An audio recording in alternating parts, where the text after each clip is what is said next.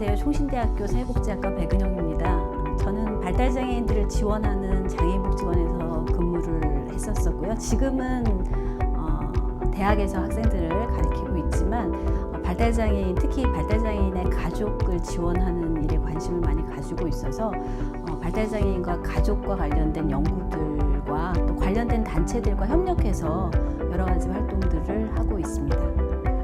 발달장애인의 경우에도 일반 기업이나 사업체에 취업하는 경우들이 많이 있습니다. 그 이외에도 장애인들을 위해서 만들어져 있는 직업재활시설이나 이런 곳에 취업하는 경우도 있지만 비장애인들과 함께 어울려 살아가는 것이 중요하기 때문에 일반 기업체에 취업하는 경우들을 많이 이제 가지고 있고요. 이런 것들을 이제 도와줄 수 있는 기관들이 있는데 가까이에 살고 계시는 지역의 장애인 복지관들이라든지 장애인 복지관들이 직업재활센터를 이제 운영하는 경우들이 많이 있기 때문에 이제 그렇고요. 그 외에도 뭐 장애인 분모회라든지 장애인 단체들을 또 찾아가셔도 이런 직업을 가질 수 있는 그런 기회를 상담이나 이런 것들을 하실 수 있는 그런 과정을 밟으실 수 있기 때문에 그게 도움이 되실 수 있을 겁니다. 발달장애인들이 개인차가 굉장히 크기 때문에 이렇게 획일적으로 이야기할 수는 없지만 개인의 어떤 역량에 따라 좀 차이가 있기는 합니다. 그러나 대략적인 그 과정을 좀 살펴보면 발달장애인이 직업을 얻으려고 하면 이분들이 직장 생활을 하는데 필요한 직업 역량이라든지 사람들하고의 어떤 그 관계를 하는 능력이라든지 이런 부분들이 어떤지에 대한 기본적인 평가는 좀 필요하고요. 그 평가를 하게 되면 하고 나서 조금 기초적인 그 직업과 관련된 훈련들이 좀 필요합니다. 그 훈련을 하는 동안 이분에게 적합한 일자리를 찾아야지 되겠죠. 그래서 이분과 매치가 되는 일자리가 있다고 그러면 이분을 그 취업을 일단 시키게 되고요. 일자리에 배치를 해서 지원 고용을 하게 됩니다.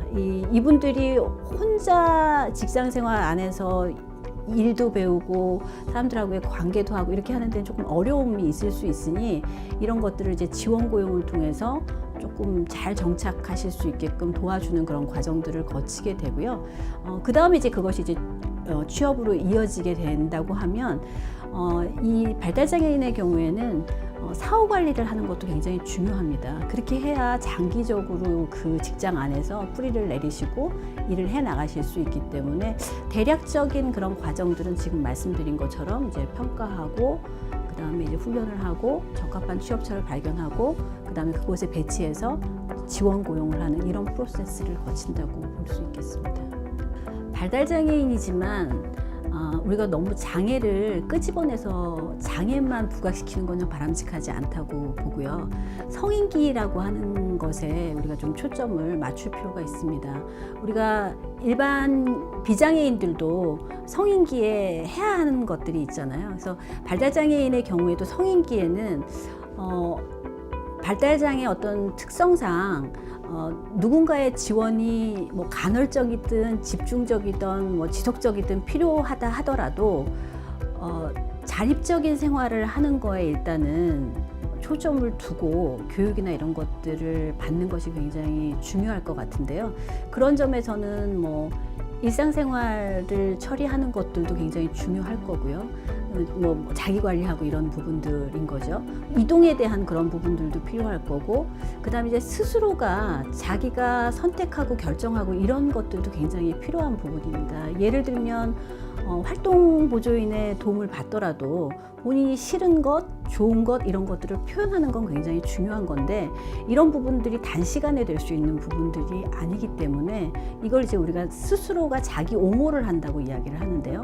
옹호에 대한 그런 부분들도 교육이 좀 필요한 부분이고요. 그래서 일단 우리의 그 목적은 성인기의 비장애인들의 어떤 성인기의 삶처럼 우리가 성인으로서 살아가는데 필요한 이러한 것들 이제 우리가 자립생활이라고 한다고 그러면 자립생활에 초점을 맞춘 그런 교육들이 이루어지는 것이 굉장히 필요하다고 생각합니다. 발달장애인의 경우에 고등학교를 졸업한 이후에 대책이 막막한 경우가 굉장히 많이 있습니다. 그래서 발달장애인이 고등학교 이후에 졸업한 이후에 낮 시간을 어떻게 활용해야 될지가 굉장히 부모님들이 이제 갖는 그런 고민이라고 할 수가 있고요. 그래서 이제 최근에는 발달장애인들도 어쨌든 성인 발달장애이니까 성인들의 어떤 평생 학습에 대한 그런 관심들이 높아지면서 발달장애인 평생교육센터도 이제 설립이 되고 있는 추세이고요.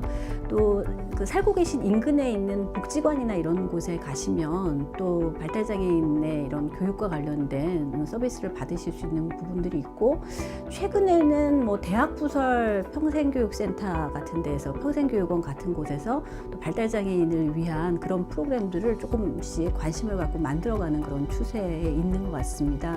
그 외에 교육적인 뭐 그런 목적은 아니지만 낮활동에 어떤 도움을 받으실 수 있는 곳들은 뭐 주간보호센터라든지 주간활동 서비스라든지 이런 것들이 주로 성인 발달장애인들이 교육이나 이 서비스를 받으실 수 있는 그런 곳이라고 말씀드릴 수 있겠습니다.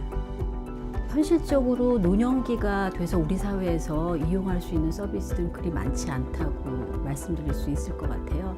발달장애인의 성인기에 대해서 관심을 가진 지도 우리가 얼마 되지 않았기 때문에, 특히 이 발달장애인의 노년기 같은 경우에는 뭐 조기 노화의 문제라든지, 그래서 예를 들면 주간보호 서비스를 이용하는 데 있어서도 뭐 한 20, 30대 발달장애인과 지금 40대, 50대 발달장애인이 할 수 있는 것들이 좀 차이가 있어야지 되거든요. 근데 우리 사회에서는 현실적으로 중년기가 넘어가면 발달장애인들이 사회복지 서비스를 이용하는 그런 비율이나 이런 것들이 현격하게 낮아집니다. 그러니까 이제 결국은 집에서 지내시게 된다라고 하는 거거든요. 그래서 아직까지 우리 사회에 이 노인기에 발달장애인을 위한 서비스들이 많지 않기 때문에 좀 더 저희가 많이 관심을 가져야지 되는 그런 부분이라고 말씀드릴 수 있겠습니다.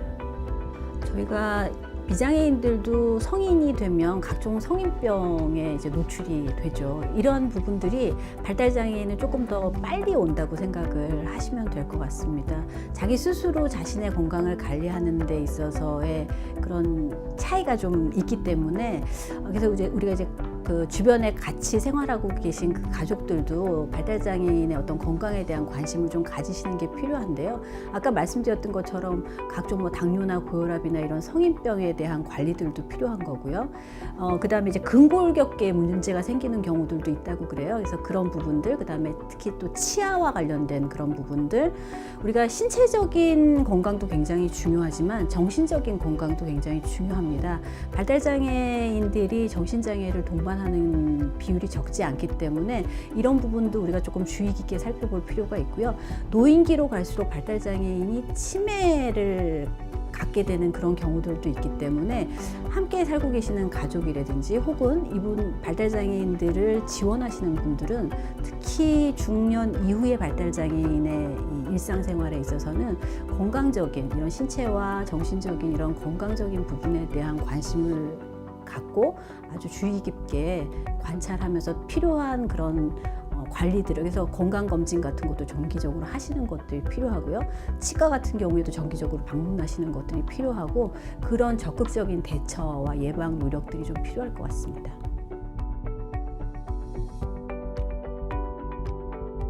저는 다운복지관의 직업지원팀 팀장을 맡고 있는 한슬기라고 합니다.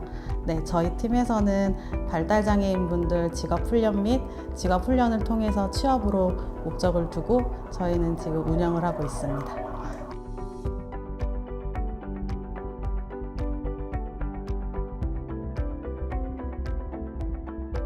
다운증후는 발달장애인이 근무하고 있는 모든 직종에 근무를 할 수 있습니다.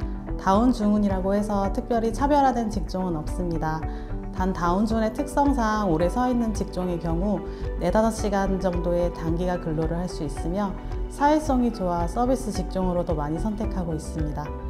다운증후의 취업 사례로는 바리스타로서 음료 판매 및 보조, 의류 포장 및 매장 서비스, 외식업체 매장 정리 및 폴리싱, 클리닝 업무, 단순 조리 포장 등으로 다양합니다.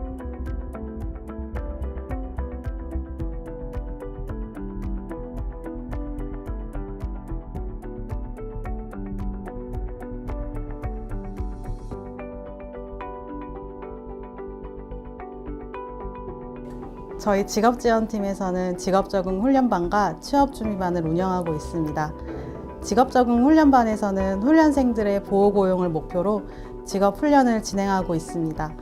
작업활동의 경우 임가공 사업체 5곳과 계약해서 다양한 작업활동을 진행하고 있습니다.